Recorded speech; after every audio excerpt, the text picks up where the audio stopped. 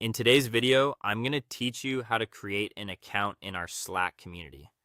Joining the Slack community gives you access to the main hub where conversations, resources, technical discussions, and networking all happen in one place.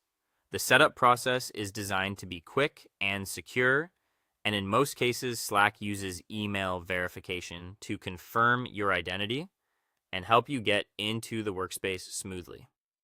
To begin, open your official community invitation. There are two common ways to do this. The first is through an email invitation. So check your inbox for the community invite and open the message. Inside, click the button that says Join Now. The second option is to use a public invite link shared on the website or another official community page. When you click that link, a secure Slack sign-in window should open in your browser or mobile app. If you entered through a public invite link, the next part is confirming your email address. Click into the field labeled email address. Type in the email you want to use for the community, and then click Continue. After that, Slack will send a verification code to your inbox.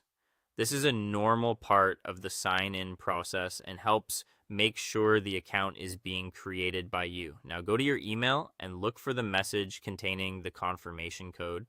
You can open a new browser tab or check your phone if that's easier. Copy the 6-digit confirmation code from the email, then return to the Slack setup page and enter it into the code fields. Once the code matches, Slack will automatically move you forward. After verification, you'll be asked to set up your profile details. Enter your full name in the first field. Then choose a display name or handle. This is the name other people will usually see and can use to mention you with the @ symbol, so pick something clear and recognizable. Depending on the workspace settings, you may also be asked to create a password. If that appears, use a secure password you can remember, then click Next or Create Account to continue. Once your account is ready, click the final button that says Launch Slack or Open Workspace. This will take you directly into the community. You'll usually be added automatically to starter channels like General and Introductions.